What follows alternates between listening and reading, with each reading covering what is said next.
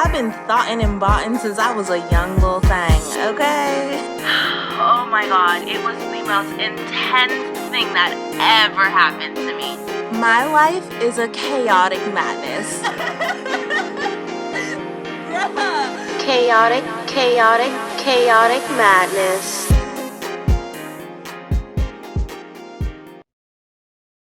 And we back. Okay, so wait, where did I leave off?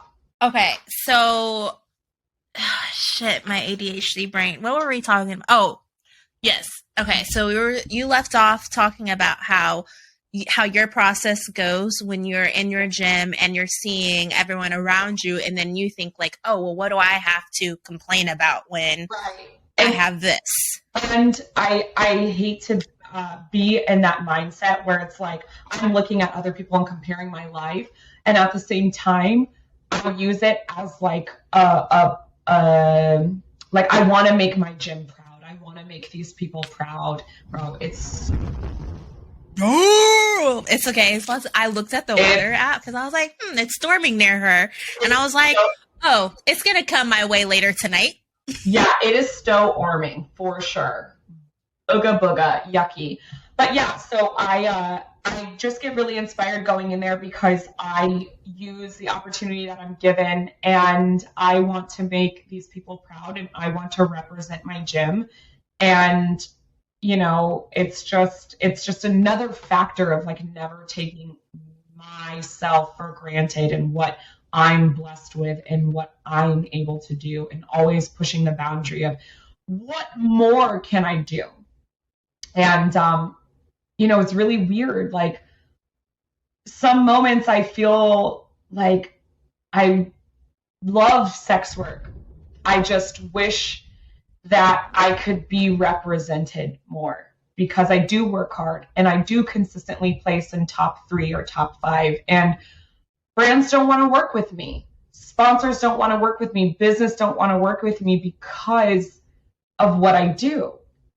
And, you know, it's interesting, and it's sad. And at the same time, that's why I talk about the polarity of my life, because I'm a normal fucking person, and I deserve to be awarded for the things that I work hard for. And I work hard and I earn them. And so it's just interesting, you know, then when I start getting into, you know, representation, I don't really get to be represented. So me going to Worlds is like, it's fucking huge for me. And it's huge for my community. And I'm not just talking like, oh, you know, America or being a woman, or no, I'm talking about for sex workers, because I stand up for everyone and say we have our regular lives and we should also be celebrated for having a human life. We have hobbies, we have interests. I'm not out here at the race trying to suck dick behind the bleachers. I'm trying to fucking put my name on top 3. I'm not trying to run with a butt plug in. I fucking work hard, and I'm more than just my body, and I'm more than just, you know, I'm more than just a hole. I'm right. I'm hardworking, I'm athletic, and that's my way of showing the world, like, you can literally be and do whatever you want, and you can be fucking great at everything you put your mind to. I mean, I 1000% agree. And I mean, I don't know you that personal, but like, I know that I'm proud of you. Like, I remember, shout out to Dahlia, because that's how I found you, was through her. That's my girl for show. And I'll link out her podcast that she just started as well, because Just on. Yes. Was that the one? Yes. It was really good. Baby girl. So I'll have hers linked below. But that's how like I found you at first. I was like, damn, who's this hot ass bitch that like Dahlia be with some baddies? I ain't even gonna lie. She be hanging out with baddies. Only. And then I started to like really like follow you and like look at your stories, and I was like, wow, this girl, like, she's fucking athletic. And it's like, for me, it was like a underlining like motivational thing, because it's like I've been going to the gym, I've been very consistent, but sometimes it can be really hard, and like I compare myself, like my progress, like someone else's, and that you can kind of go down that spiral. But I see you being a person and not like a fitness influencer that's like, buy the supplement, it's going to make you skinny in 30 days. Or it's like, I just see bits and pieces of who I am in you. And it's like, okay, I don't know her, but I can do it. She's doing it. I can do it. And that's coming from like a fucking outside perspective, non-biased. Like, I don't know. I mean, of course, we'll talk about the book club in a minute, but it's like, you know, before the book club, it was like just, damn, this girl's fucking hot. Her body is banging. Inspirational body, motivation. Then I was like, damn, like she got layers. Like, and she's in my industry. It's like she's a fucking person. Like, we're people. We're more than just what you see on the internet. Like, that's the fantasy. So I'm proud of you, because I know that shit is not easy. Like, man, I be in the gym on the treadmills, and I be trying to like act like I'm in a Spartan race. And I'm like, bitch, I can't last 10 minutes, and this bitch is going to worlds. That bitch be dying.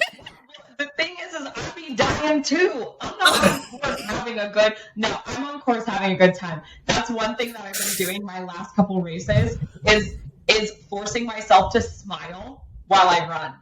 And I'll tell you what, I feel like a serial killer. I'm just smiling. I'm just like, I'll start to feel my face kind of get serious, and I'm like, no. You're having a good time. You're having a really good time. I'm like, Alex, it's okay. Just smile. You're having a good time. And I'm like, in my head, I'm like, I'm having a good time. And I'm taking a picture. I'm like, you're crazy. Because, bitch, no, I record myself because I don't know. I'm on like this like I guess this wave. Like, I told myself, this might be a little over dramatic, but I'm at a point in my life where I feel like I have accomplished a lot, but I've failed so much. Like, I'm kind of in like that limbo where I don't have a purpose. Like, I don't have a purpose in what I'm doing with my life. I'm literally just waking up because I've been blessed to wake up. My being is here, but I don't have a purpose. So I've been going through all the goals that I've wanted to do that I never did. And one of them was a YouTube channel. So I've been like filming myself in the gym, which low key, I feel so cringe doing it. Cause first of all, fuck Planet Fitness, but like, that's where I'm at right now. They're building a much better gym. Thank the Lord. I can't say the name of the gym cause that'll kind of dox where I live, but like, thank the Lord. I cannot wait till I come. Cause like, it's just a way better gym. Yeah. But like these people, and too, I live in a very white area. And I'm like probably the darkest thing I fucking see like after a couple of miles. Like, it's very, very interesting. So it's hard when I'm like coming out with a fucking camera and then here I am. That's not like, it's not like I'm like fucking ripped to shreds and I'm like, yeah. They're like, bitch, you got a fucking like little poof. What you filming yourself for? Right.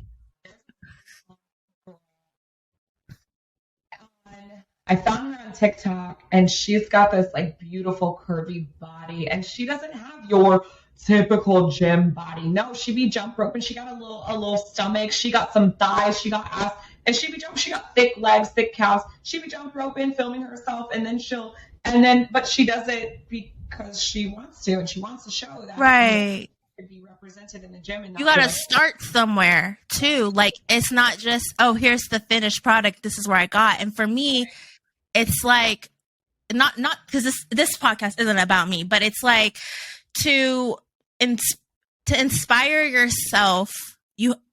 It's to motivate yourself first, because you can have a million people be like, oh, I support you, I encourage you, but if you don't feel it yourself, it'll never get done. Like, you'll never be able to accomplish. You can have all the inspiration in the world and get nowhere. And it's like, for me, like, yeah, I love YouTube. I've always wanted a YouTube channel. So it's like, fuck it, create content that doesn't involve me being in a XXX way. do something that you do in your everyday life. Do something that makes you happy. Because I'm not gonna lie, sex work right now, I feel a little burnt out. I feel a little bit like, you know, I don't know if I'm because I'm in my 30s or what, but it's like it's a season. I promise you, it's the season. Yeah, inspired again. It's just a season. It's slow season. Right. I'm going back to school though, so. But a long story short, it's like I'm making those YouTube videos to be able to inspire myself creatively because I love editing. I love creation content. Like I love cinema. But when I look back at the videos, because I'm like, why did I bring up this YouTube thing? When I look back at those videos, I be like, bitch, you look like you a demon. Like I look so possessed. I look like I'm regretting my entire life.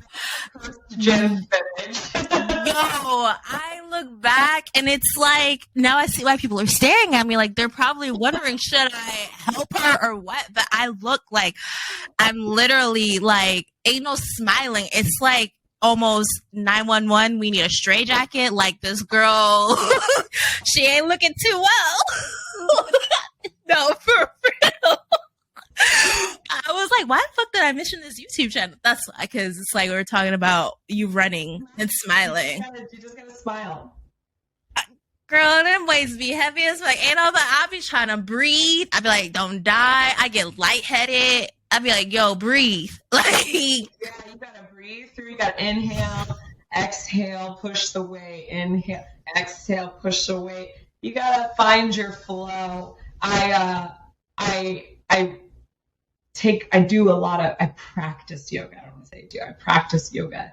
And that is like one of the biggest things is like breathing through because you have to get the oxygen. You get the oxygen in. If you don't get the oxygen in, you be stifling your body. You can't, no wonder you look pissed. I can't.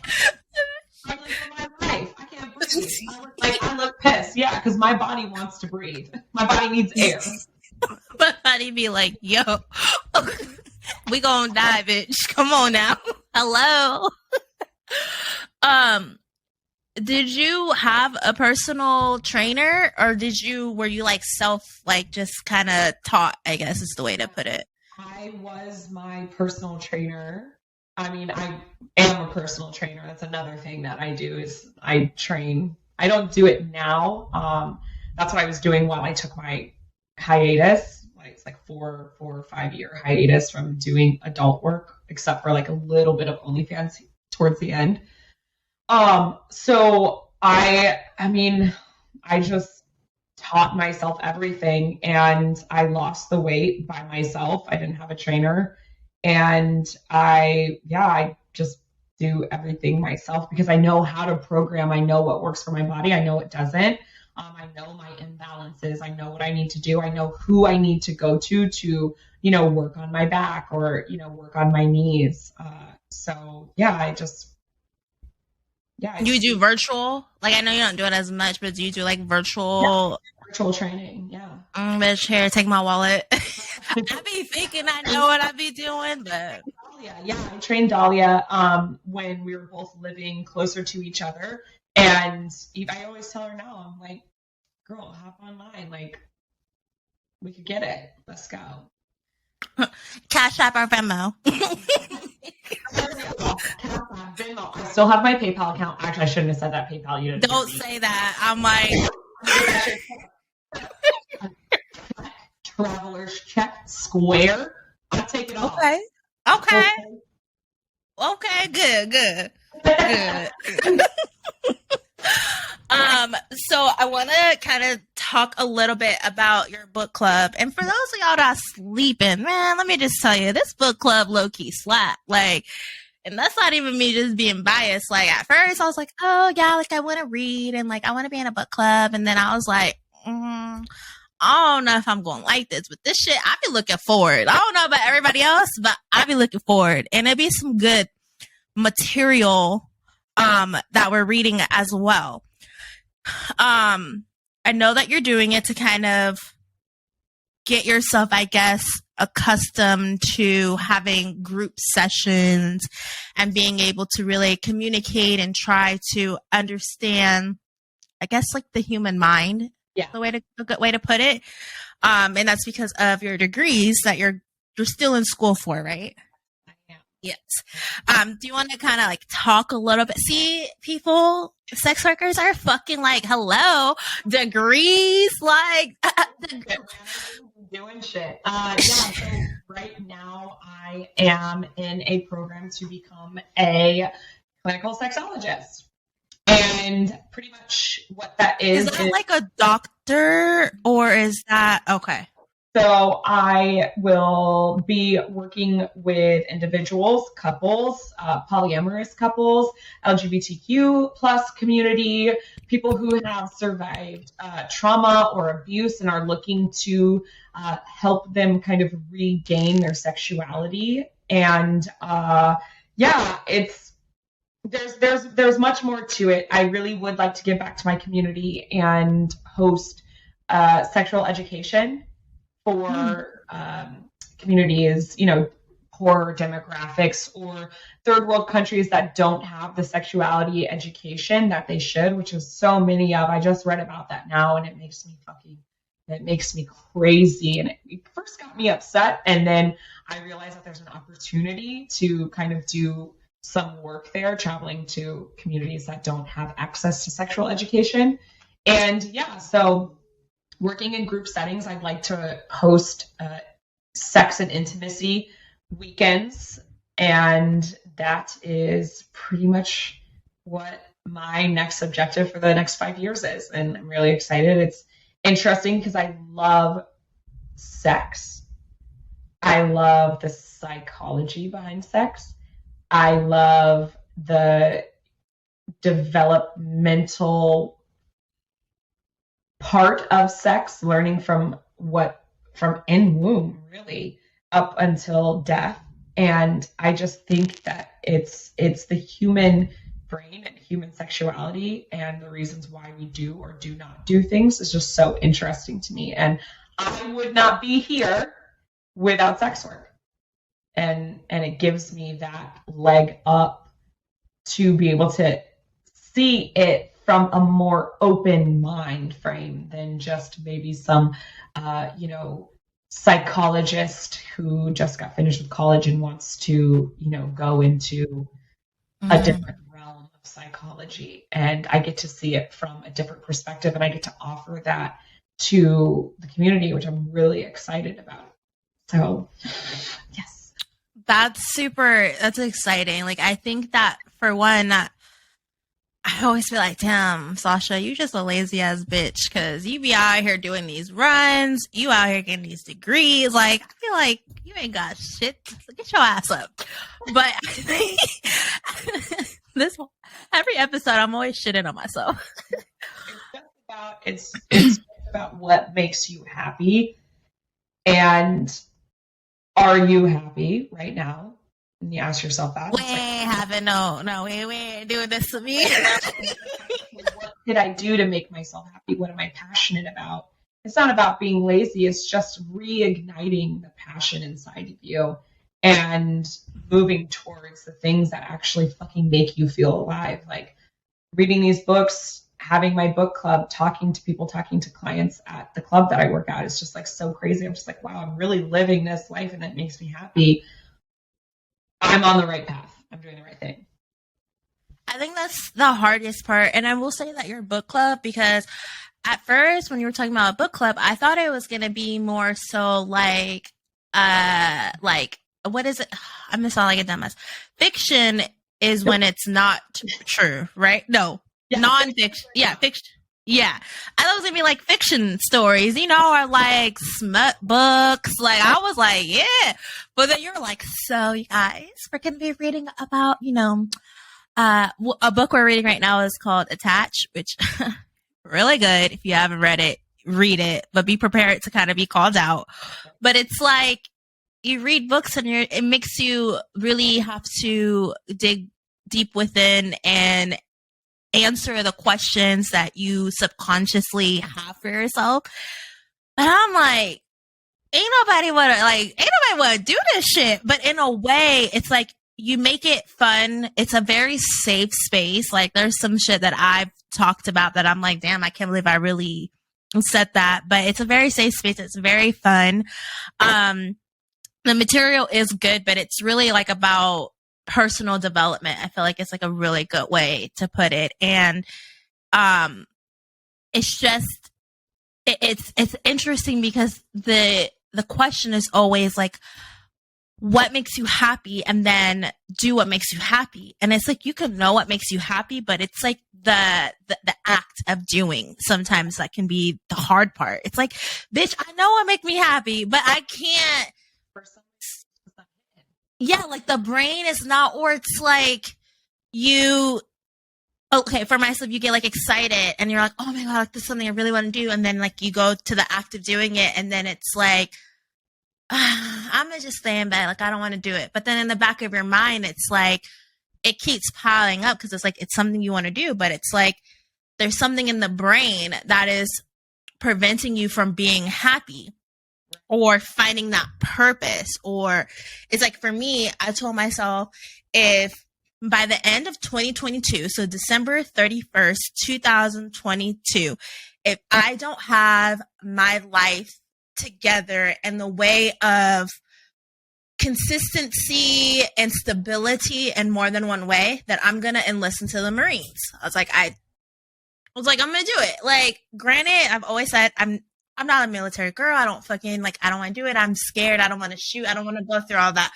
But I told myself, no, bitch. it sounds like hell, but I feel like it's structure, and it's like a consistent structure, and it's like, and it can also be like a cop out too. Like, I've also thought like, oh, I'm running away, and I'm just like saying, well, you know what? I fucking failed in life, so I'm going to go to the military. Like, what else do I have left? Yeah. But it's just one of those things where it's like, all I'm going to say is, y'all need to join this book club, because this bitch be having you sit here and really like evaluate your life in a much deeper level. I'm about to hit that. So it's not, and I respect that you have that choice for yourself, and I'm really happy that you have that choice for yourself. What I will say, and I'm about to hit you, is yes, it can be seen as a cop-out, because now you're giving your schedule to somebody else. You're letting somebody else run your life and run your schedule for yourself. And there's going to be moments where you're not happy in that either. Trust me, like, I grew up in a military household. My mom was in the Army for 27 years. My father was in the Army. That's how they met. My brother went into the military. My grandfather, the two guys that I dated were in the military. So I grew up in that, and I got to see firsthand, like, that schedule sucks, because you have to be there when these people tell you you have to be there, and you have to put on a fucking smile, or you have to put on a slate face and stand there until they tell you not to stand there. And it breaks some people down. And so I feel like if you're giving yourself, I'm going to call it ultimatum, because it kind of sounds like an ultimatum, and I'm going to call it for what it is. You're giving yourself that ultimatum, but have you given yourself the opportunity to really stick by a schedule? Have you woken up and planned out your week? Have you done it hour by hour, including things that will make you happy in that schedule? And saving time for yourself to force yourself to do the things that you're passionate about, because there's going to be days where you wake up, you don't want to do shit. There's going to be days where I wake up. There's a ton of days where I wake up and I don't want to work out. But I look at my schedule and I'm like, fuck, I've only scheduled an hour and a half from here to here for me to work out. And then the rest of the day is filled with work or mundane shit that I don't want to fucking do, but I have to do in order to like keep my world going. So I'm really passionate about working out. I'm just going to go there. I'm just going to show up. And even if I just show up and I do the bare minimum, I've still done something for myself. And that makes me happy, because if I didn't do it, bruh, my mind would be like, you stupid, lazy bitch, you didn't do shit today. So if anything else done, what I did do was go to the gym and walk at a 15% on the treadmill at 3.5 miles for 20 minutes, and I did my shit, and I read a book or some shit. I don't fucking know, but I did it. So that's true. That's my brain. Like, every day it'd be like, and I think I was listening to this podcast, and they were talking about kind of manifesting where you want your life to be, and then almost waking up and living to the best that you can of that life that you want. And so it's like, okay, let me try to do like realistically what I can. And it's like, I love to speak to people, and I feel like I have such a unique continuing life story that I feel like could be like aspiring and maybe like, or no, not, to let people know that they're not alone with things that they go through. And I was like, damn, okay, I always wanted to podcast. So I started podcast last year. And then I've like really beat myself up because it was like, I think maybe like 8 or 9 episodes. And then I just kind of was like, whatever, fuck it. Like, I'm done with it. And then this year I was like, where do I want to take the podcast? Like, is it just having it and being able to like speak and like hang out with people, or is it like further? And I was like, damn, I would love to be like a talk show host, like having like an actual like studio and being able to talk to just all different types of people. And I was like, damn, that would be the goal. So it's like, for me, I like to schedule or interview people that I feel like we can have like converse, like you're able to hold a conversation. To have like an interesting story, or like 3 too. It's like, I don't like wasting people's time. So it's like, if I commit to you, I have to fucking show up. And in the back of my mind, I'm like, oh, hopefully they'll like cancel or they'll need to reschedule. So then I don't have to do it. Like, it's a weird thing. That's how it is. And that's how it is. But forcing yourself to make those commitments, like, it really does something for you, because now look, you've done the work and you're on your way, and now you've made one more step closer to where you want to be. And the first step is like reaching out to people, because then it's like, now you're opening the conversation. And if they say yes, well, now you gotta like, okay, be like, let's schedule, like, let's do it. So it's like you kind of start that trajectory. But it's like for me, the hardest part, it's like this anxiety almost, shout out to Attached, where you know that if the person says, yes, let's do it, now you're committing yourself to now having to proceed forward with the project, versus if it's just for yourself, it's like you can cancel and you can flake on yourself all day, every day. And it's like, whatever, you're just hurting yourself. You're not hurting anyone else's, time and labor that they're offering and giving you. So I don't know. It's just a really interesting thing, because it's like something that I know we really talk about a lot too in the book club. Is like happiness and being able to kind of like show up for yourself. And I think it's like a lot of people might think they're happy, but when you really have those conversations with yourself, you might not be as happy as you think you are, or you might have to make some adjustments. And I think that the way, what the fuck am I talking about? Yo, I just sat here and I just, okay, I was talking and I sat and I literally just stopped for a moment and I'm like, what the fuck are we talking about? And how did you get here? I think that if I just started venting, I'm like, wait, what the fuck is I have that effect on people. No, like seriously, because I had a moment, and listen, you guys, I'm not like, I'm sober, like I am not drinking or anything like that. So I'm just sitting here and I had a moment where I like paused and I was like, where did I escape to for this moment? And what the You're like, I'm venting right now? No, seriously, I was like, are we in book club or are we on the podcast? What the fuck happened?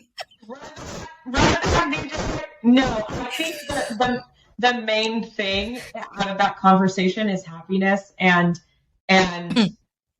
like getting there, right? It's like telling yourself, with my book club, I do focus a lot on happiness and because I get a lot of fucking people who say like, I wish I could be as happy as you were. Like, and I'm just like, bro, like I wake up and sometimes I fucking hate myself. and I'm not happy. And happiness just with grief and sadness is not linear. It's not every day I just wake up and everything's fucking fine. No, I have to choose happiness because I choose myself every day. Every day I want to be great. What can I do, that is different from yesterday? And if yesterday I failed to choose happiness, today I'm going to choose happiness because every day I've made a promise to myself, especially being sober and being off drugs. And, just the same with you. I have a fucking story, Yeah. And ever since those moments of getting a second chance at life, I will always choose myself.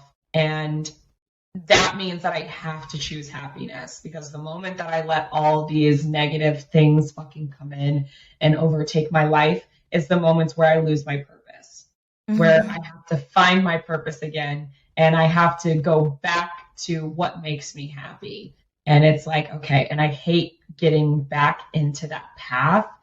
And I'm like, if I could just stay on it, what does that look like for me? And that means choosing happiness, continuing to carve out time for myself, and continuing to give a fuck about other people. Not what other people think of me, but give a fuck about other people and how I relate to them.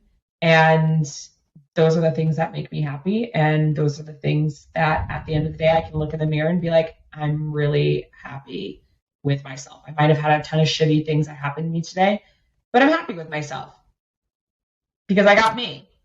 I got me. I got me, sober me, drug-free me, strong me, best shape of my life me, no kid me, no offense. I ain't got kids. And that shit makes me happy. Them kids. I'm just kidding. Because I could do what I want. And right now, that makes me happy. That's good. And it's like when you talk about being happy, like you're actually smiling, and like I can tell that like you are truly happy, like with yourself. And being happy doesn't mean that you're perfect. Like you're still human at the end of the fucking day. Like you're gonna have fucking moments where you're like driving down the street. You're like, maybe what if I just, you're human.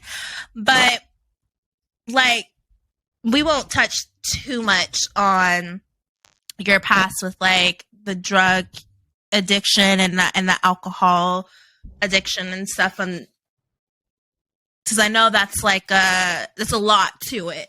So, but to just kind of go over the surface, how did you kind of choose yourself in that moment to want to get better? Like, what made you be like, you know what, I'm going to choose me and I need to really make this change? Because I know that it's really deep.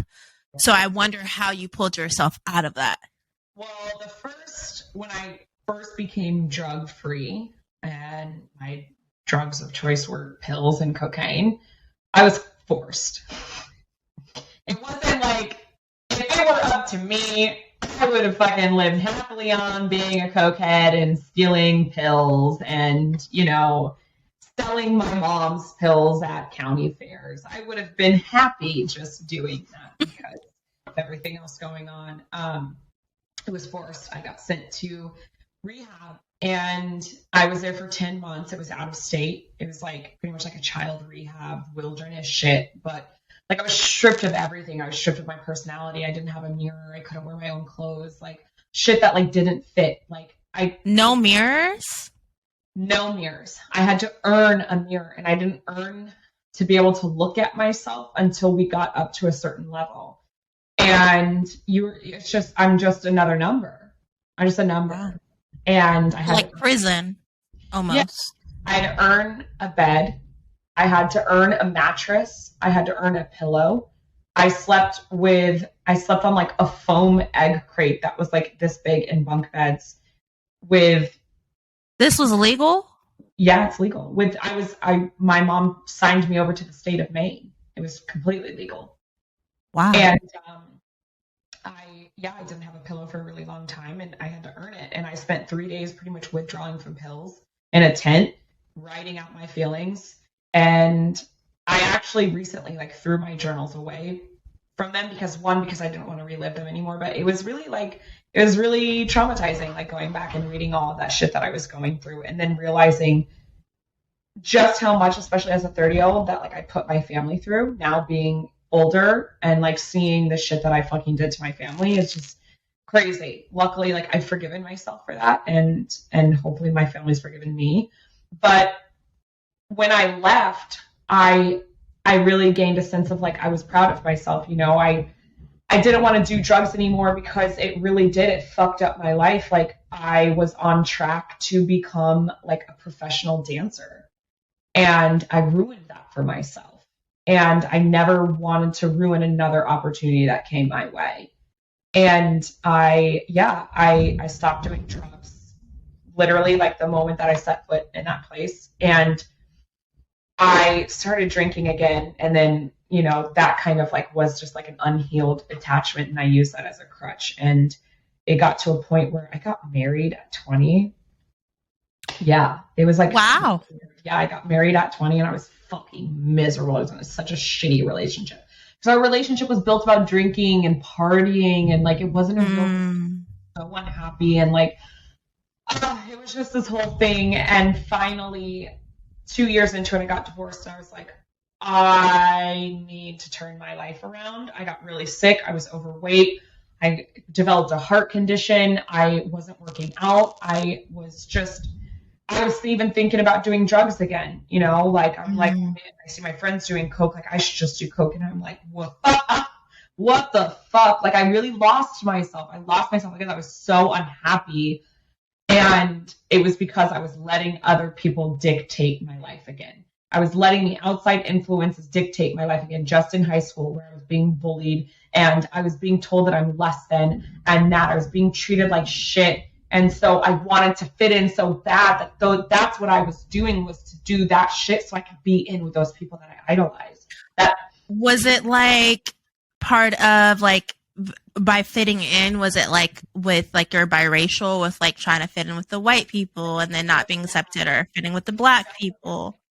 It was hard, you know, growing up. I've always been different. I look different from any fucking community that I've been in, which has been predominantly white because I grew up in a military family, so I was near and around military bases, and the schools that I would go to were predominantly white.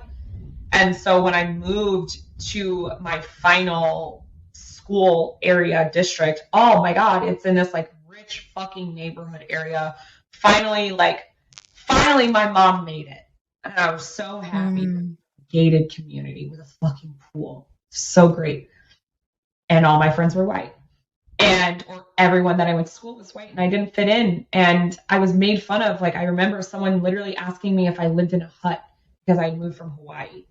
And they're like, oh, well, like, your hair is frizzy. Like, did you live in a hut? Like, did you wear just like coconut bras and stuff? And like, but you know, as a kid, like that's so hard. I'm like, damn, no. And then my style didn't catch up because my mom still wasn't like with it financially. So we were still stuck in that like poor mindset that I would still thrift for my clothes. I would still do clearance rack for my clothes. So I wasn't as fly as these kids whose parents like, you know, had it or they come from generational wealth. And it was hard. And the girls that I wanted to be like, you know, were in their Hollister skirts and their double pop polos and their Birkenstocks with their nails and toes are always done, hair straightened, or braces or Invisalign had like just started to come out. And I was just like some fucking bucked tooth, like frizzy haired glasses wearing darker than everybody else person with huge tits, mind you. So I'm just a mark, like I got a mark on my head. And it was hard. And finally, I found a group of people that accepted me. Of course, they were outsiders. And then I still wanted to strive to fit in. I wanted to be popular. Everybody wants to be popular. And so I started partying with everybody, trying to get close to that group, you know. And then everything happened. And it was weird growing up. You know, I never really fit in with the white kids, never really fit in with the black kids. And I didn't really have anyone. So it was just the misfits, and whatever the misfits were doing was what I was doing because at least I had them, you know? Right. But then it's like they also probably weren't like the best influence either. So it's kind of like I never touched weed. The first drug that I ever did was not weed, like a normal kid. You know, it's like, oh, right. let's smoke a joint. No, I snorted Xanax off my friend's back toilet. That was my first taste of a drug. Wow. All downhill from there because her mom had a prescription and it was readily available and it was the easiest thing to get. I could get pills in my town easier than I could get weed. Yeah. Yeah. Especially when you're around a lot of white people. Yeah. Like, all my friends crazy. were doctors. Yeah. Doctors, physicians, like literally just, or, you know, had their It's the misconception that like to be a druggie, you have to look a certain way. But a lot of the drug addicts that had access to drugs are rich. Yes, 100%. Like, I grew up in LA, born and raised. I went to an art school. So I went to school with a lot of people that you see on TV that people love and stuff, whatever, yada, yada, yada, whatever. It's LA. Okay, whatever. Like, I hate talking about it because it sounds so like LA. Like, like my friend is so-and-so on this show. But like, I can't help it. Like, I went to an arts high school, okay? And the amount of access we had to drugs at like 13, 15, it was, I had more access to drugs then than I do now as a 30-year-old. Like, how does that make sense? But it was true. And we were all like unattended and nobody would ever think because it's like, you know, these little rich white people with their like fancy cars and like, you know, but the access is real. It's real. It's so real. And so real. When that show Euphoria came out, I didn't even watch it. I don't have to watch it. I lived it. Mm-hmm. It literally was my middle and high school experience. So meanwhile, I've got like my normal ass civilian friends talking about Euphoria, and I'm like, bro, real life. They're like, isn't that crazy? I'm like, dude, I was getting fucking railed in my ass at a trap house underneath a trampoline by like some drug dealer, like at fucking 14, 15. No, I haven't watched Euphoria. I don't want to relive my past. Like, I'm good. It's funny because I watch it because I love my girl Zendaya. So, like, I want to support. But, like, I'll text my friend from high school and I'll be like, bitch, do you remember, like, there was this one time my friend and I, we were 13? 14. I think we were 13. And she lived near a 7-Eleven. And we would, oh my God. I know my mom isn't going to listen to this, but if you ever do, Mom, I'm so sorry. We would get dressed up and like I would take my shirt and I would tie it up like super, super tight with these like Daisy Duke fucking shorts, heels, put on makeup, make my hair look hella like I was grown. And I would stand in front of a 7-Eleven and I would find the cutest guy and I would be like, hey, can you like buy me and my friend like some booze? And like I would like I truly do not understand how I was never kidnapped, trafficked, because the shit that I put myself through, I literally had like an angel that was protecting me. Because I'm like, what the fuck were you doing? Right. What was I doing? Bitch, you literally hoed yourself out for some Four Locos? For natural ice. For literally. Natural natty ice. I could have been kidnapped. And I remember I got in the car with somebody and they drove me to the gas station. I had no idea who the fuck they were. Why am I doing that? Plenty of times. So when I tell people my story, I always tell them, you know, please, kids, don't do drugs. Do whatever you want to do and learn a lesson. Yes, there we go. Learn a lesson. You know, learn a lesson. Like, and if you don't learn a lesson, I don't know what to tell you. I'm sorry. I don't know. at the same time, actually, let me advocate for non-drug use. Don't do drugs. Bad. They ruin my life. They could ruin your life. Do whatever you want with your life. Period. Yes. I always tell people, I'm like, I should not fucking be here. I should be dead. Of the things that I've done, passing out in a car in the ditch with the radio still on, door open, lights on, while my pillhead boyfriend is asleep at the wheel. Like, I just shouldn't be here. And I'm here. And Isn't it crazy though? I'm sorry? I think it's crazy because it's like, it kind of goes back full circle to what you were saying earlier about kind of choosing to be happy and choosing to make the best out of what you have, because literally could be dead. Literally.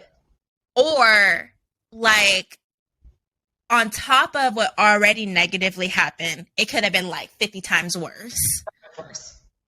And it's like you go through, like, I always look at all the negative things that happen and I'm like, you know what, I have to go through all of that to become the woman that I am today.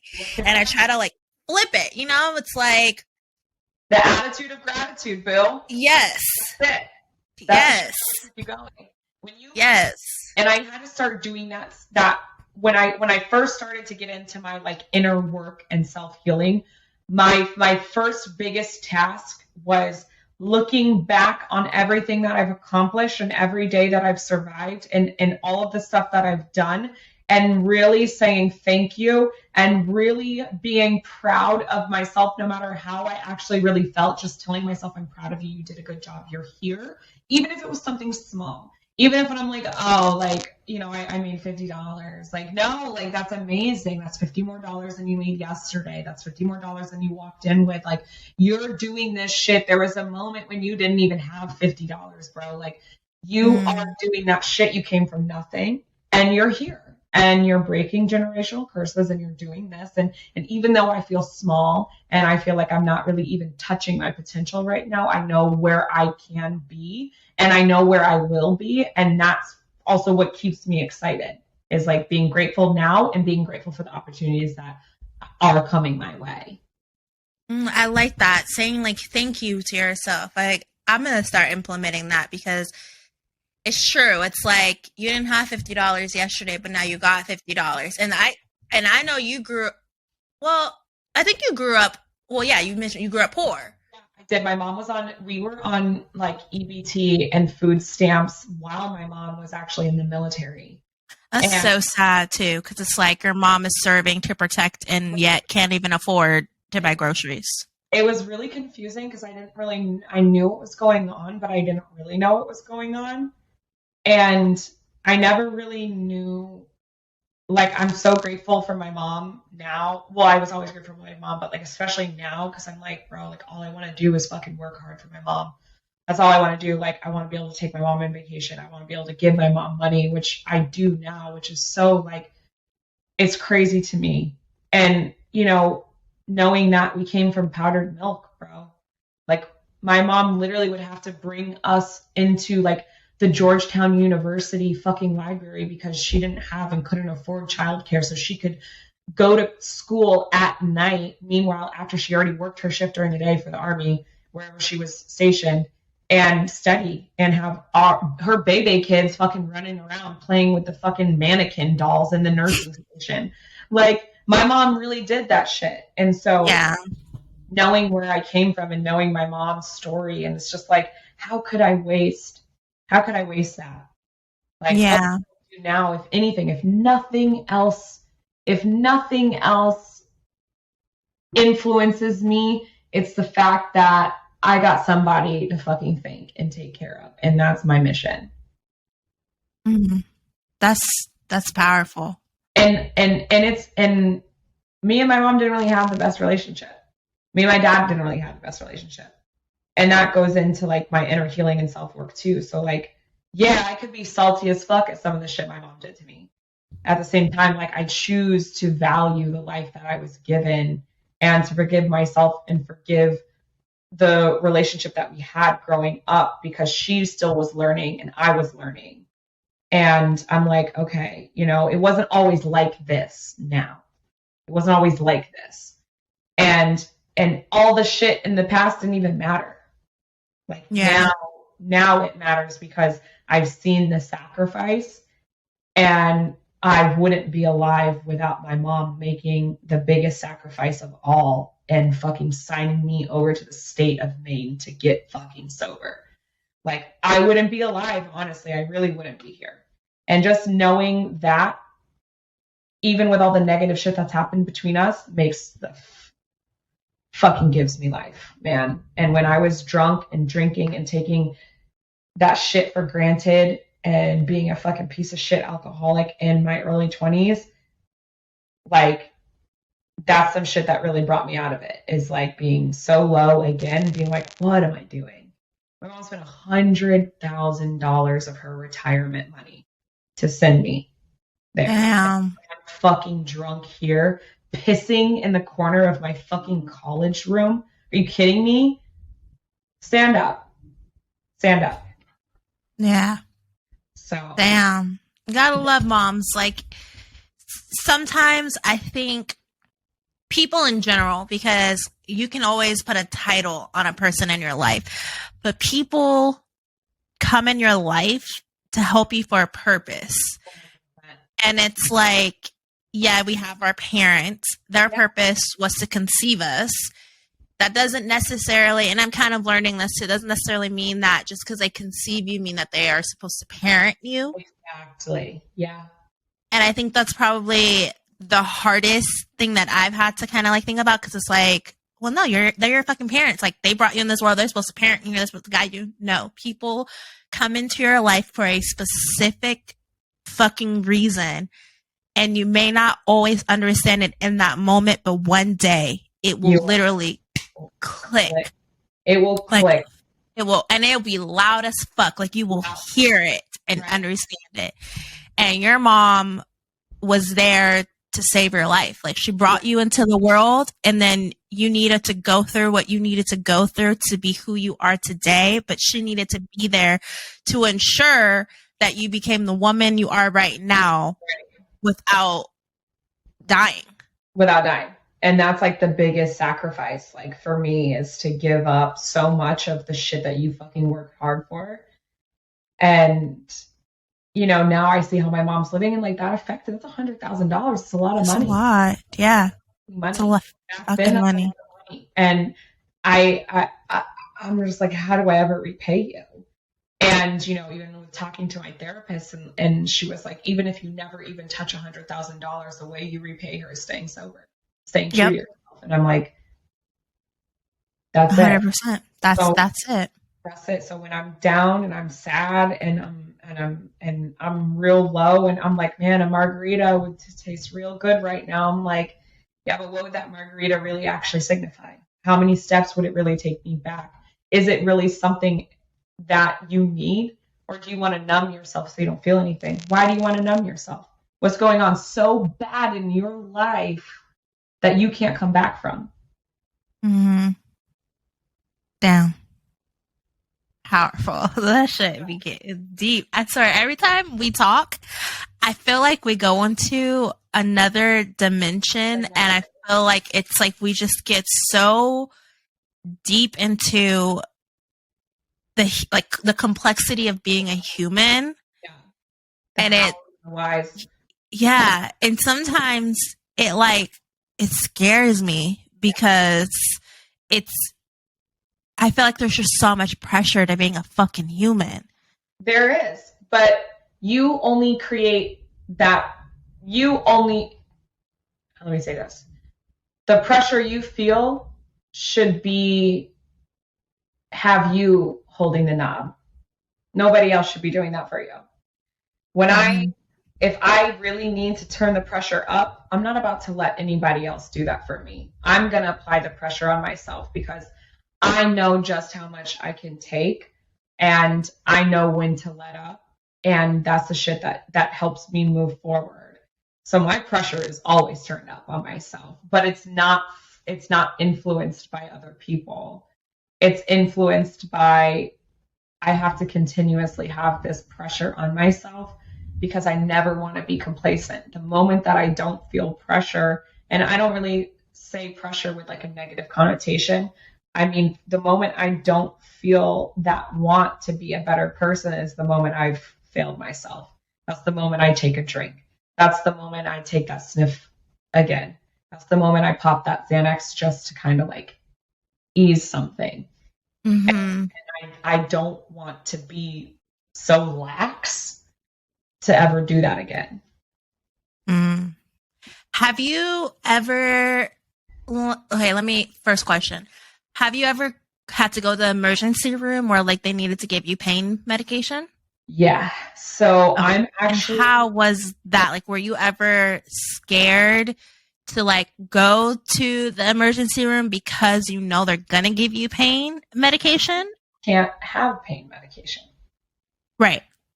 I am pretty much at this point, if I go out of state, people can prescribe me, but where I live. Oh, so legally you can't even get it prescribed. Like I can't really have a controlled substance. And I've never been arrested, like whatever, but it's like in my record that I'm not allowed to have controlled substances. And I was taking Adderall I actually have ADHD and I'm manic depressive and bipolar. And that even to like get my fucking medication, I literally had to go to a psychologist and a psychiatrist to make sure before I could go to my doctor to have it prescribed. And typically my psychiatrist would just prescribe it to me. When I got my boobs done, I didn't have hydrocodone. Wow. I had 800 milligrams of ibuprofen. So I might as well have been on a military base. Literally. And I mean, obviously like anesthesia and stuff like that, like whatever. But it's just, I don't know. It's kind of shitty knowing that like I ruined that for myself. And at the same time, like, actually, no, I don't give a fuck. Like, who else can say, well, there's probably a lot of women, but who else can say like, yeah, I got my tits done and I pretty much just, the doctor there gave me half a hydrocodone. And for the rest of my healing, I had zero pain medication minus ibuprofen. Yeah, that's intense. That is intense. It's interesting because my follow-up question was going to be like, oh, how do you cope? Because for myself, it's like I get terrified when I need to go to the emergency room because I know they're going to give me narcos. Yeah. And for me, I can't take pills because it'll just like restart my addiction. Yeah. And so it's like I have a torn meniscus in my knee, and a couple months ago, my dumbass, it was raining hella hard, and I don't know why I thought it was a good idea to like run in the street to look at my brand new roof because a tree fell, like a big ass tree fell. So I was like, oh my God, let me make sure my roof is okay. And I fell on my knee, and I was like, I'm not going to the emergency room. I do not care if it swells. I will deal with it. Like, I am not going because they're going to give me narcos. And if I take one, you can tell them. I wouldn't though. That's the thing. Now that comes with self-control. Yes, that's the thing. That if I take this narcotic, I'm going to be triggered and I will take more than I'm supposed to, and then I'm going to relapse again. So I always am so transparent. I'm like, hey, listen, I can't have narcotics. I don't want hydrocodone. I don't want Xanax. I don't want Percocet. I don't want Lortabs. I don't want nothing. Literally, anything. Give me the highest dose of Tylenol or whatever that you can prescribe me, and I'll pick it up. I'm good. Thank you. I really, truly hope that you heard me. And yeah. You respect my boundaries because sometimes they'll give it to you.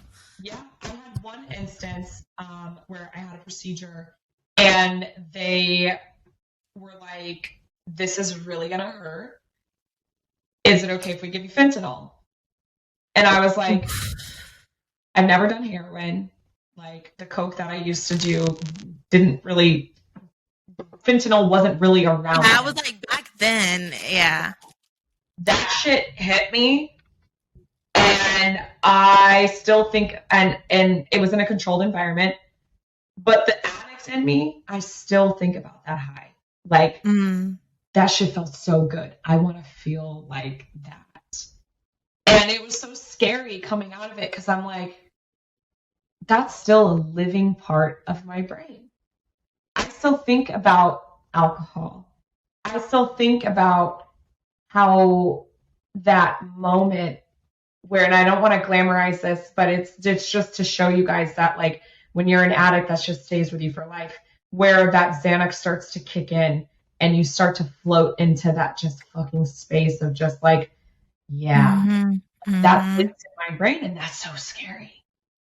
But what's stronger is my will. What I remember how I was in those moments. I remember what was going on in my life. I remember what wasn't going on in my life, what wasn't working for me, what it was doing to my family. And I'm like, I'm good. I'm so much better. And I just remind myself how fucking awesome I am without all that shit. And I'm like, yeah, I'm good. Why would I want to do that? I love that. Fucking drug addict again. I mean, I'm always going to be a drug addict, but I don't want to be fucking like an active. I want to live. I literally condom off raw dog life, and that's so sick. Like, not a lot of people can say that. I just face my shit head on, and it gives me it gives me the high that I need. The natural high. And I think that you get the high that I seek.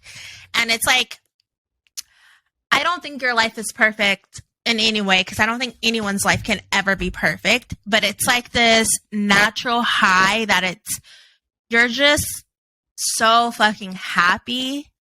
And it's like, that to me, being happy just feels like euphoria. It feels euphoric. It feels like when you are truly happy, that's probably like the best high you could ever have. Yeah. And then when you come down to, you're not crashing as fucking hard either. Like, you might get depressed, but like you can pick yourself back up. That's a different type of crash. So I think it's very inspiring on how far you've come and how much work you continue to keep putting in. It's not like, oh yeah, I'm a recovering addict, and like, but I don't think like, no, you keep putting in the work daily, and that is not as easy as people may think it is. Like, I hate when I hear people like, oh, just stop, just quit. Like, do it. You fucking think if I could, bitch, like I wouldn't, like, or oh my god, or it's like, you don't have to be so depressed. Like, bitch, do you think I want to be laying in this bed for a week straight, haven't take a fucking shower when my ass crack is fucking sweaty, like I'm holding in my bladder because I don't want to get up to go fucking pee, haven't brushed my teeth in days? Like, oh yeah, you think I want to live like this? Like, the fuck you mean? And now I'm even more depressed because I'm unhygienic. My teeth aren't brushed and I'm disgusting. And now I have all these negative thoughts about myself. I'm curious. Yes. Let me just not. Let me just not. Right. Like, you know what? Let me just get up. Like, it's so easy. So it's not. I was dating someone recently that when I would get, like, they didn't understand. Like, depression is actually real. Like, yes. You would just be like, well, just like don't think about it, or just like do X, X, X. And I'm like, bro, are you fucking kidding me? I literally was medicated my whole life, like up and into like my 20s. And I stopped taking my medication, and I'm kind of raw dogging my emotions and trying to, like, this shit is going to happen. I'm going to have 2 weeks where I want to stay in bed or I complain a little too much. Like, I'm still happy. I'm still in here, but don't tell me, like, just don't worry about it. No. It'll be okay. Like, crazy. And I was just like, there's actually people out there who have never been depressed. Right. It's so weird for me to like think of. Right. I'm like, you've never been depressed. You've never had like suicidal thoughts. You've never not taken showers. Like, how long have you gone? Yeah. I'd be like, really? Really? You've never not gone without brushing your teeth, like where you're just like in bed. Like you've never held your bladder for like 2 days. You've never just starved yourself because you're just so sad that eating literally makes you feel Makes you sad. Or you've never like overate because it's the only thing you can literally control. Like what? I'd be like, are you a unicorn? You have. I'm trying to get right, like you, my boy. That ass, because sometimes I feel so embarrassed. Like I try to be so authentic and tell people like I've been like on this hiatus, and a lot of my close friends were like, you good? And I'm like, to be honest, no, like I am depressed as fuck right now. like I'm not. And it's like, but I need that space because I'm trying to like pull myself out of it. And they're like, I respect it. I'll respect your boundaries. Like I'm here if you need it. And I'm like, cool. And it's like, or they'll be like, well, tell me how bad is it? I don't want to tell you that like I've gone 2 weeks without taking a shower. Like, you're gonna think I'm just some dirty ass hoe. Like, granted, like I pride myself on my hygiene, but I haven't fucking brushed my teeth in 3 days. I'm feeling it right now. Like, right go into like, nah, I'm good. Sheets are dirty. Just understand that. Right. Just that's all you need to know. Like, cause it's like, but it's the fucking like, that is the realness that is depression. And it's like depression can come in so many different ways. Like I could be high functioning where you might think everything I'm like fucking on it, but it's like, nah. Like shit, yeah. Or I could be the complete opposite of the spectrum where it's like, I literally won't go to the bathroom. And it's like, I just can't get out of bed. Like I just be like, or I wake up and it's like, fuck, I'm alive. Like you let me wake up today. Like, damn. Like, damn. Right. And then you don't move. You just stay in the bed and you be like, fuck it. I feel like if people were. And then when you do get in that shower and when you do like bathe yourself, you be like, damn, I feel good. When the veil lifts, it lifts. And those are the moments that I look forward to. And I try to explain myself afterwards, to like my close ones. I'm like, bro, I just going through shit. Like I just needed like an hour shower. I needed to wash my pussy real good, like fucking slap myself a couple times to just get up. And that's why like I say happiness is not a fucking destination. It is a continuous choice. Like on the days where I literally wonder 24/7 what it would be like if I just ran into traffic, I'm like, nope, can't do that. Got too much to do. Gotta be happy. How can I make myself happy and not think of that? Like it's hard work. And that's why, as well, I try to be super authentic about myself and post, captions that nobody reads, which is totally fine, explaining and giving some advice when I come out of certain things or when things are going on. And I'm like, all right, I feel better. That's good. Like the road, there is no definitive end to happiness. It's a consistent choice. But, looking back on everything, going back to thanking myself for doing the hard work, if I were to just succumb to that, I literally would just give up on everything that I worked for. And what kind of message would I be sending out to everybody who looks up to me and is inspired by my story? And I literally would be staying in bed and fucking crying and shit. And I would be, what's it called? A hypocrite. I'd be like the ultimate hypocrite. And I want people to know it's okay to allow yourself to go through those emotions, but it's about not letting yourself stay in that. It's like, because at that point, you're choosing to stay depressed. You're choosing to be unhappy. And even if it takes you a while, it's like, it's funny.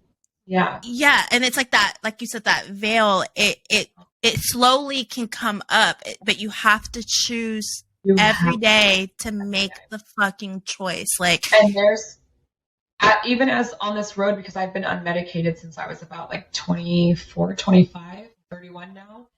Every time that I do get into my swings of depression, I find that it's a lot easier now that I've been doing like my inner work and healing my my past and things that are going on now, I find that my depressive episodes have lasted for less time. And I'm just like, wow, I never thought that I would be able to control my emotions and fluctuate my mood swings with my bipolar, especially after years of drug abuse, because that fucks with your brain. To this point where I don't actually spend a month fucking depressed. Like, I can still function. I can still do these things. And it really is, it's work. It's work. It's not just like a, yay, I'm happier today. Like, no, it's like, okay, cool. How can I continue to do that? Like, that's the thing. Yeah, continuing it's like, hard. Like, for example, like, I just fucking had a breakup happen, and that person showed up randomly in a place like that I didn't really expect them to. And I let my emotions get the best of me. I got super depressed, and like my body became unregulated, my heartbeat and all this stuff. So I was like, I need to leave really quick, regulate my emotions. Took a drive, went through my gratitude list. What am I grateful for? What are the things that I have coming up that I'm really excited for? How can I change the pathways in my brain to become a little bit more positive? And I was like, you know what? I'm actually going to go back and I'm going to go do my shit, because that's all I need to do. And I'm not about to let someone else control my emotions and throw me off and let myself get into that unregulated mess again, to where now I start comparing myself and where I'm at in my life. Because girl, when I tumble, and I go here. And I was like, let me do this. It's going to be uncomfortable, but I need to do this, and I need to face it, and I need to face my emotions, because if I don't, next time something like this comes up, it'll be that easy for me to fall into that depression. It'll be that easy for me to let my anxiety get the best of me. And I went and I did it, got my workout in, and I was like, oh, I'm okay. I'm so proud of you. Like, I'm so happy you did that, because that's fucking hard. Like, that's not easy, especially someone that, I mean, it's still kind of fresh. So it's like, how the fuck, like, I would have been like, fuck that, I ain't coming back. Right. But you woke up today. You chose to go to that place for yourself. So it's like, why let somebody else take away from what you wanted to do for you in that moment? Schedule. Right. In my schedule. Now, if I didn't do that, it would have ruined the whole schedule. It would have ruined my whole day. It would have been tumbled. I would have felt worse about everything else. And I wasn't about to let that happen. So it gets better and it gets easier, and it's worth it when you allow yourself to actually enjoy the veil lift of depression and anxiety, and you literally enjoy it with no expectations. It's great. It's phenomenal. And not every day is going to be like that. I cannot say that every day is just fucking happy and sunshine. Great. It's not. It's not. But I will always continue to choose things that do make me happy, so I never have to be in that pit of despair ever again. I think the recurring theme is to choose. Yeah. To make the choice in whatever way you could be listening and be like, I want to stop drinking, or I want to stop doing drugs. Make the choice by reaching out and saying, I need help. Like the first step. Yeah. So I'm saying like, oh, just stop doing the drug. No, that's not fucking realistic. Make the choice to say, hey, I need help. I can't do it on my own. Or you want to start that YouTube channel? Make the choice to fucking do the YouTube channel. Make the choice to make the choice to even get out of bed. Right. You know, something simple to get out of bed with no assistance. Or make your bed. Right. First, like your bed. Make your bed. Yeah. There's what was it? What podcast was it? This is podcast I listened to a while ago, and it was like, the only consistent thing that you can truly do every day until the day you die is make your bed. Yeah. And if you can make your bed every single day that everything else in your life will slowly align to becoming consistent. And you think like, bitch, making a bed, like who don't make that? Girl, that's so hard. It is so difficult to consistently, and there's probably some people out there that are like, what the fuck do you mean you don't make your bed every day? Like, I could never, like, ew. No, but really just pull the sheets up. When you think about it, it's hard. Right. Yeah. Pull the sheets up, fold it, put the pillows there. But to do it every day, that can be difficult for some people. And it just comes down to making a choice that is going to better yourself in a positive manner to become the person that you yearn to be. Yeah. Amen. Absolutely. I'm a big supporter of that. And I will always support anybody who reaches out to me and is looking for help in that aspect. And my door is always open. And yeah, because that's important. And sometimes it takes somebody telling you to fucking do the shit. It takes someone to not baby you. It takes someone to really have your best interests at heart to help you get to where you want to be. I think that's what people in our lives are. They just help guide you to where you want. You want to be a druggie, then you're going to associate yourself with just druggies because they're going to guide you. Yeah. Yep. So on that note, because I think we've been here for like 2 hours. 2 hours, you know. Totally okay. Yeah. You know, I don't like to take up people's time too much because, I mean, I could keep going, but, you know, I try to be cautious of people's lives and their time.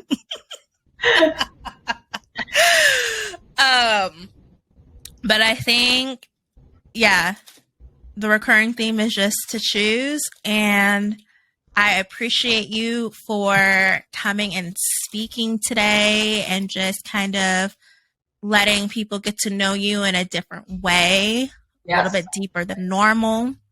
I'm so excited to see January 1st that top 5 fucking Instagram tweet of you being like, yeah, made it. I am.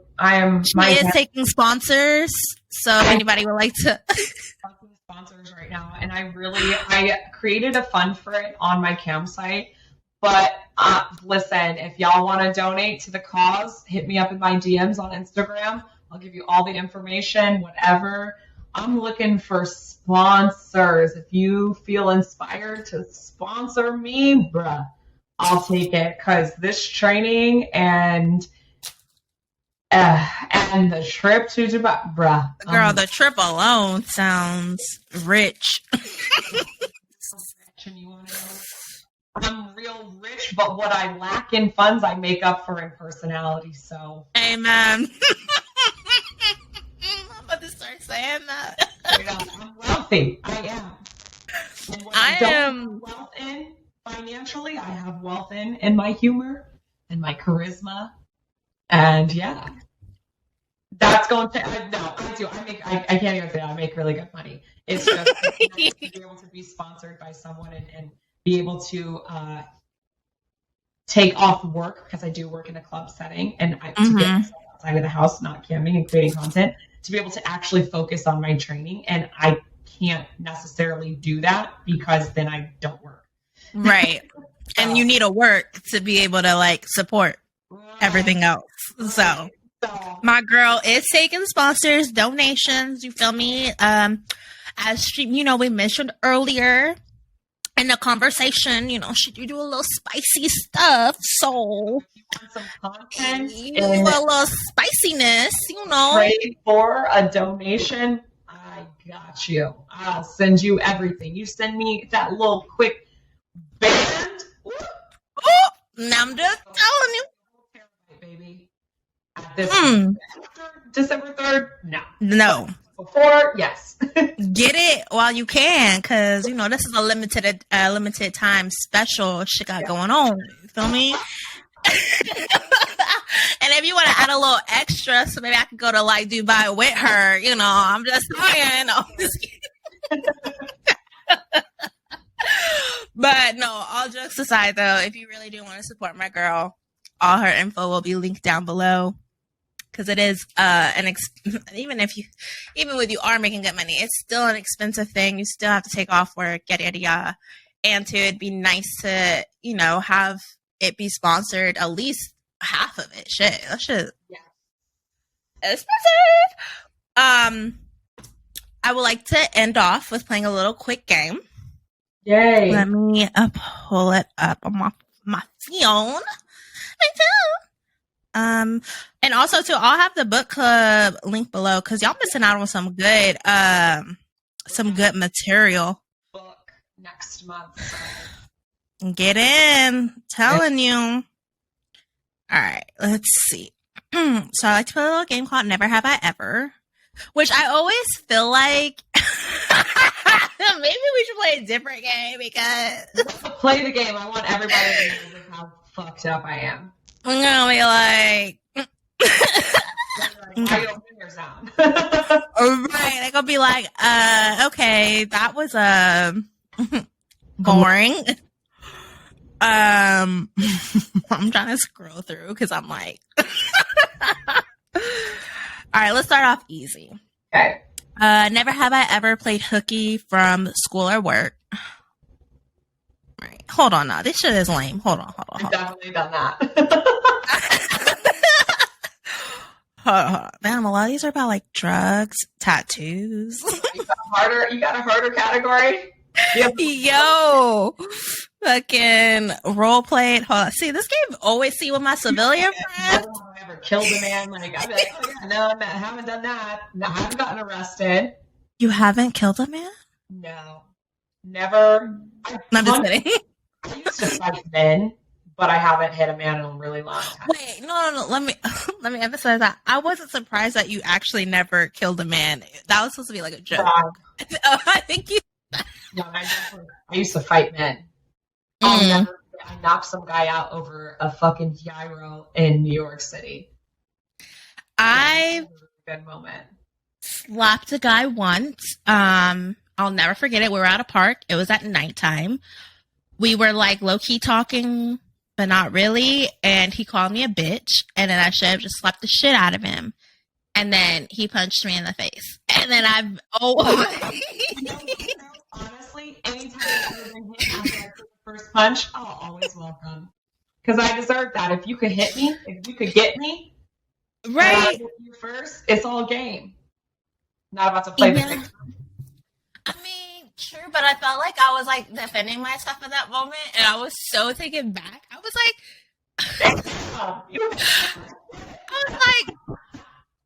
I looked at my homegirl and I was like, did this motherfucker really just punch me in my fucking face? And then I like just started crying like a little bitch. And then after that, I was like, I will never hit a man again. Ever. I was like, bro, he really punched my ass. Like, at the fucking park at like 2 a.m. too. Like, bruh. In the public. No fucks given. Straight up. Punched my ass. He didn't slap me. He punched. Like, motherfucker, I slapped you, and then you punched me. Right. Oh my gosh. Okay. All right. Ooh, this is actually a good one. Would you rather win an Olympic medal or a Nobel Prize? Oh. Damn. That's a juicy one. A Nobel Prize. I don't know for what, but I'd rather win that because I can win trophies in any other type of races. But, okay, let me follow up. Do you feel like if you got called into the Olympics for obstacle course racing, I want to win a fucking, yeah. Do you think that would be like the ultimate like trophy to obtain? Yeah, for my sport, yeah. I don't think that I'll ever be considered for the Olympics because I've shown my fucking whole entire pussy to the internet, right. Which is really shitty. Like, I'll never understand that. I don't even want to go into it. I just, like, if you're really good at something and you're consistently fucking amazing at it, like, you would think that none of that shit would matter. Just like Miss America, can never be married, can never have had a kid or Crazy. even like carried a kid. Like you could not even have the child, but like the fact that you had life can see. I'm like, bro, like do not miss America, which is crazy. So crazy. Fucking hate that shit. Cause I'd win. I'm just kidding. I wouldn't. Yeah, Them bitches. No. I love the support, but like, my mom told me I could be Mariah Carey, and here I am. Yeah, I can't hit a no. like interesting. Hit a no. Yeah. Okay, so Nobel Prize. Okay, I like that. I thought you would have said an Olympic medal, but it makes sense why you would choose a Nobel Prize. I like that. What would you do if you had an extra hour in the day?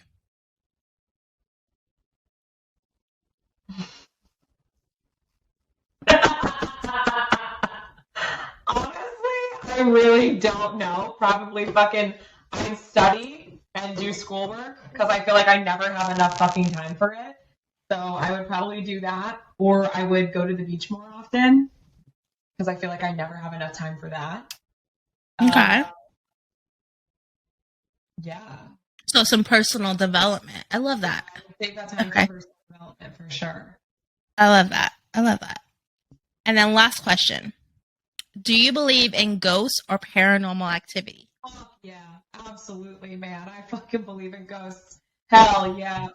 I try not to like say it too much because I know people are like, oh, you're crazy. But I definitely do believe in ghosts and paranormal. Oh, God, I'm about to fucking simp. Oh. I love Zach Bagans.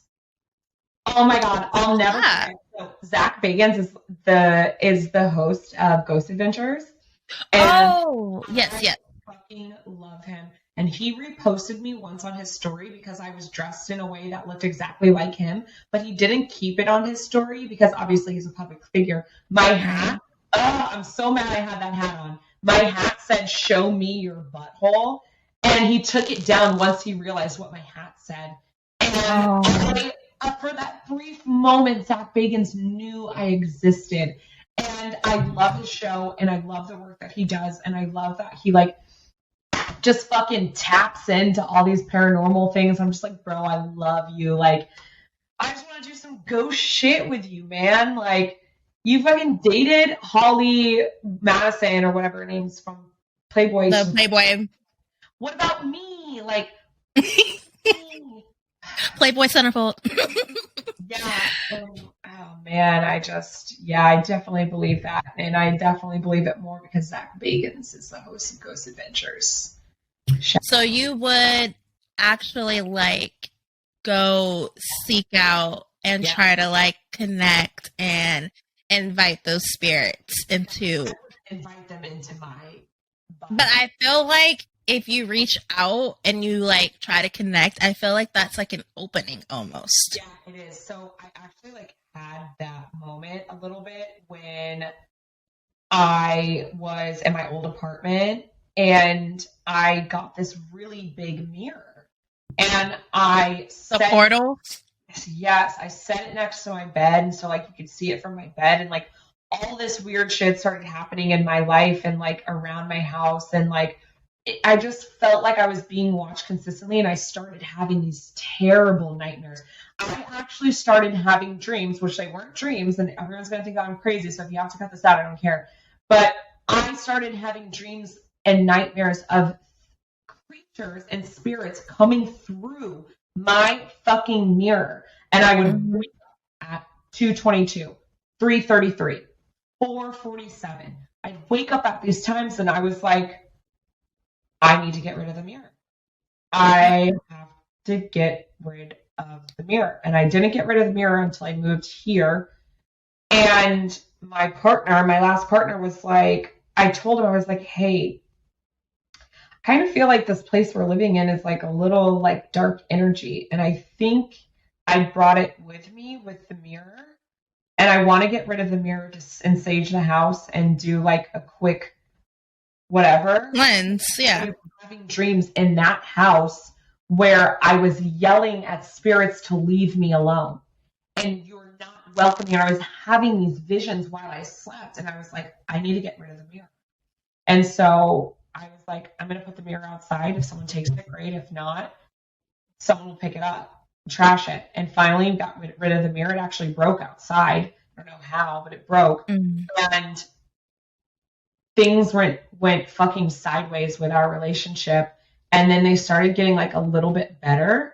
And then once I got away completely from the mirror and that house, and I have here, I haven't had any of those dreams. And I have tons of mirrors like in my place, but specifically, I literally structured a certain way. And I sage my house all the time, and I always like make sure I tell like none of these murals are portals for anyone, any spirits, no nothing to come through here. Like, this is my home, and you are not welcome here. So once I really actually started doing that and got away from that mirror, everything's fine. I just want to let you know you're not crazy. Yeah. I love talking to people that like believe in it and have like experienced paranormal like activity in a way, because people think I'm literally, I swear, people think I'm insane. But the mirror thing is very fucking true. Yeah. I remember I wanted like mirrors on the top of the bed. I'm like, oh, because it's like sexy, intimate. Never do that again. I used to always have my mirror like in front of me or like to the side, because like like selfies, and then it's like that back side look good. Nope, never. Because it's true, it's real, and I don't think those were visions you were having. That was real reality. Or when sleep paralysis. When you're fucking awake, but you literally cannot move, and it's the scariest fucking... I've never had that, thank God, but... Oh my God, it is the most... I gotta knock on that one. Scariest thing ever. And I remember... Shout out to my homegirl, Angelica, because this bitch, man, she been ride or die with me through fucking all of life. But I remember... Like, okay, I love LED lights, clearly. Hello. Yeah. I haven't brought my entire house. But there's certain colors I cannot fall asleep with it on, because it almost invites, like, spirits. Yeah. And I remember being fully awake. Thank God for fucking iPhones when you could call Siri, be like, hey, Siri, call so-and-so.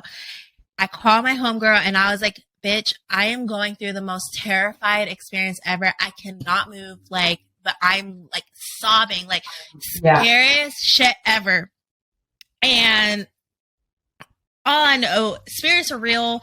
Mirrors, I love mirrors. Oh man, they're portals, and it's not good. Yeah, you have 100%. Like, I actually have an evil eye mirror facing another mirror, because I'm so crazy, like, with my mirrors now, and it's by my bed, but it's not facing my bed anymore. So they're both facing each other. I did my whole thing. I did everything. I'm like, you can't, this is not for you. And I love it. It's just such a good energy. Like, it's a good little balance. If I ever were to try to manifest my evil eye, I'll take care of them. Send them right back. Bye. I gotta look into the evil eye, because I don't know. I always been protected. I mean, I'm always highly favored and highly blessed and watched over and protected, for sure. I feel more protected with my shit consistently. Yeah, I feel you. Because that spirit shit, that shit is no joke. That shit will make you feel like you're mentally going insane, because it's one of those things that's so hard to articulate to someone that the first thing they'll think is, we need to drug you up and put you in a hospital. But it's like, crazy, right? No. Like, this shit really happened. Yeah. And I'm like, but anyway. But that's enough about that, because sometimes when I talk about it too much, I feel like I'm opening a fucking portal for them. I'm gonna say some shit right after we get off. No, for real. They'd be like, "Oh, you talking about me? Well, shit, I'm about to come over." Yeah. Anyway, how the fuck you're not gonna stay right? Anyways, tell everybody where they can find you. You can find me on Instagram at AY_DUBZ, My fitness page is just AYDUBZ Fit, FIT. And then on Twitter, same thing, AY_DUBZ. I'm also on MiniVids, My Free Cams, OnlyFans, all that stuff. I have linked in my link on my bio and my Instagram. So that's where you get all the shit. And I will have all of that linked down below, as well as her donations link as well. And I just want to say again, thank you so much for being here. I appreciate it. It's an absolute pleasure. This will definitely happen again. And whenever I get my podcast shit fucking, we'll break down some stuff. I'll be looking forward to it. All right, everybody. Well, that's been another episode of Chaotic Madness. I'm your girl, Sasha Raee, and I will see you guys next week with another episode and another special guest. Have a good one. Bye.